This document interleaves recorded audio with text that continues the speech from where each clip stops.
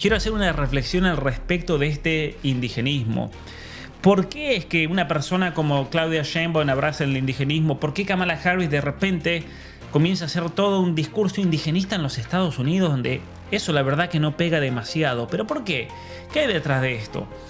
Hay que entender una cosa, y leyendo el libro de Cristian Iturralde, la verdad que me hizo reflexionar mucho el día de ayer, porque él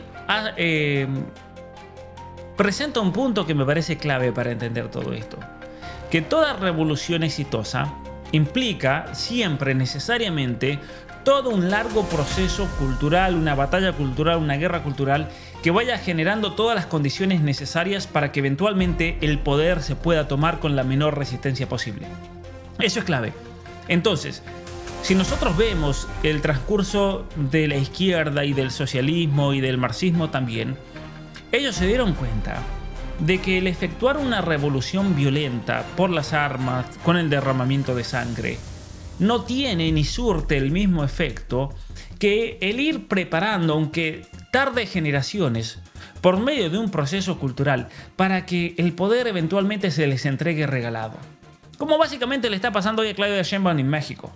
Pero básicamente entonces, para consolidar todo este proceso revolucionario que implica de por sí el destruir o la destrucción de nuestra cultura y nuestra civilización occidental cristiana, para poder llegar a eso, tenemos que sí o sí transformar profundamente la sociedad, porque solamente ahí se conquista de verdad el poder, ¿no?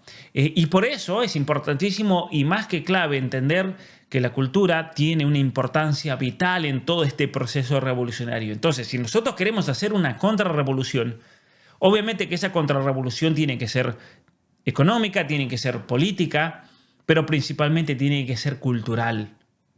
Porque si no, lo que vamos a hacer es entregarle el poder regalado al dictador de turno, como pasa en México, lamentablemente, donde culturalmente hay un problema gigantesco.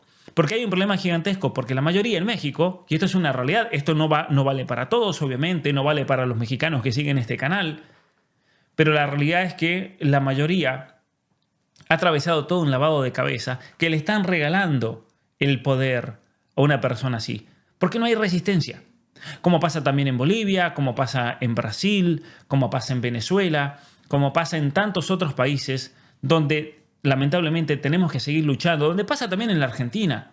No crean que en Argentina, porque hoy haya ganado Milei, está todo regalado. Para nada, para nada. Entonces, ¿qué se busca por medio de toda esta ideología indigenista? Transformar a una especie de nuevo proletariado, pero ahora ya no dividido en clases sociales, sino en clases étnicas, el indígena. Y así como en los Estados Unidos hacen o llevan a ensalzar la imagen del afroamericano, por ejemplo, el negro oprimido, en nuestros países están usando la clase del proletariado indígena. Entonces, todo esto que hizo Claudia Sheinbaum en su ceremonia, todo esto que está diciendo Kamala Harris, simplemente apunta a transformar a ese nuevo proletariado indígena que va a ser el portador del socialismo en una clase dominante, que se convierta en la clase dominante. En los Estados Unidos eso es imposible porque son minoría, pero eso sí es posible, por ejemplo, en países como Bolivia, en países como Ecuador, lo vemos en las regiones indígenas en Colombia, lo vemos en el Perú, lo vemos en México mismo. Entonces, para llegar a hacer cumplir todo este proyecto de transformación social, hay que construir sí o sí todo un movimiento étnico nacional que eventualmente termine sustituyendo al poder estatal. Miren qué curioso, miren qué curioso. ¿Qué significa esto? Significa que entonces Evo Morales, por ejemplo, en Bolivia, si bien él ostentaba el poder estatal, su objetivo no era simplemente el poder estatal, sino destruir ese mismo poder estatal por medio del poder indígena. Claro, es lo que quería hacer, que es de hecho la teoría de un pensador o un intelectual indigenista, tal vez el más importante en los Estados Unidos, en el continente americano, perdón, que es Álvaro García Linera, quien es responsable de la radicalización del indigenismo y que jamás se ha callado acerca de la estrategia a adoptar. Ha sido muy abierto, muy abierto. Leía en el libro de Cristian Iturralde que hace poco hizo un ciclo de conferencias que dio en distintos países, donde él incluso presentaba toda una estrategia de pasos para consumar y consolidar esta revolución indigenista. ¿Y qué indica y qué implica ese proceso? ¿No? Proceso que sí o sí incluye dentro de sí la destrucción de la cultura occidental y de las soberanías nacionales iberoamericanas. Entonces, ¿qué nos dice eso? Nos dice dos cosas. En primer lugar, destrucción de las soberanías. Obviamente que el indigenismo es una de las armas del globalismo dentro de nuestros países, porque como hablábamos con Agustín Laje el otros días, para entender el globalismo hay que sí o sí entender el lugar de la soberanía de las naciones. Y entonces, si el indigenismo se vuelve en un mecanismo que lucha contra la soberanía nacional para reclamar su poder, que era lo que estaba ocurriendo en Chile con la nueva constitución, por ejemplo, Chile iba a desnudarse de su propia soberanía nacional en favor de todas estas naciones indígenas. Y obviamente que esa constitución era una constitución globalista, queda más que claro. Lo mismo está pasando con el caso de México. México lo que está haciendo es tratar de destruir la civilización y la cultura cristiana, hispánica, católica de México para reemplazarla por una nueva religión indigenista que tiene una doble función: destruir esa cultura occidental, porque de esa manera entonces Morena se puede perpetuar en el poder, pero a su vez también destruir la soberanía de México. Curiosamente, que parezca una contradicción, ¿no?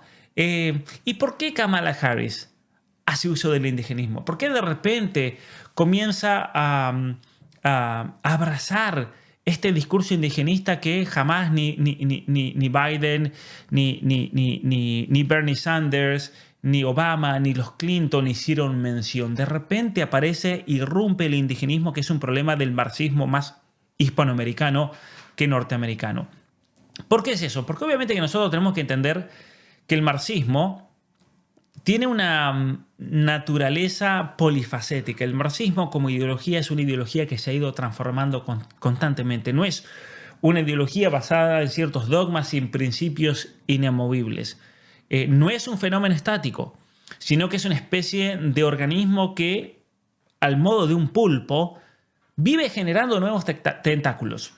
Y eso es lo que hace que el marxismo esté siempre vigente, porque siempre se está actualizando. Entonces, mientras algo contribuya a socavar los cimientos de la civilización occidental cristiana, entonces eso se va a tomar como un elemento del marxismo. Y por eso en Europa el marxismo va a apoyar las tentativas de los inmigrantes árabes y musulmanes. ¿Por qué? Porque eso ayuda al proceso de secularización y el proceso anticristiano que está llevando en marcha.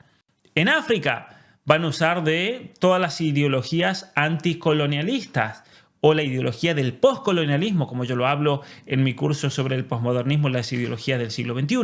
En los Estados Unidos se va a hacer uso del Black Lives Matter, que aparte, y eso ya lo he hecho en este canal y lo hemos hecho en ese curso del posmodernismo, y tengo artículos también en mi página web, donde menciono cómo Black Lives Matter es un grupo abiertamente marxista.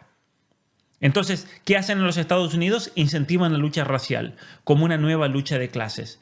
Y en el resto del continente americano, como dice Cristian en su libro, agarran al indígena como ese idiota útil, ¿no? El indigenismo se convierte en el arma del marxismo para nuestro continente americano. Y no solamente del marxismo, es algo que también lo ha explicado muy bien Marcelo Gullo en su libro sobre relaciones internacionales, de cómo el indigenismo fue creado en nuestro continente por la Unión Soviética, pero luego ha sido usado por los Estados Unidos y otras potencias globalistas. ¿Por qué?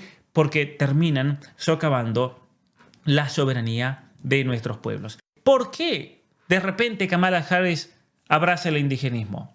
¿Saben por qué?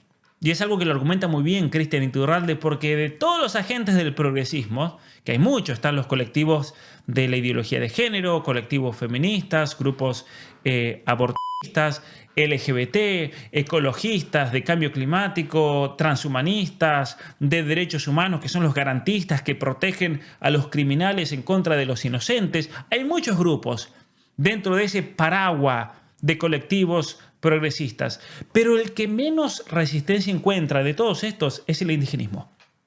Son los que menos enfrentamiento llevan. ¿Y por qué es eso? ¿No? Es muy interesante, pero si nosotros prestamos atención a los grupos de resistencia, pro vida, pro familia y demás, nos vamos a encontrar que los sectores conservadores que existen y que están combatiendo el progresismo, lo están combatiendo en muchos ámbitos, pero no tanto en el indigenismo. ¿Y por qué es eso? Porque el indigenismo no se ve de entrada como un peligro. Porque claro, te pones en contra de los indígenas, te van a acusar de genocida, ¿no? Y uno dice, ¿cómo puede uno ponerse en contra del indígena? Es que no se trata de ponerse en contra del indígena, es ponerse en contra de una ideología.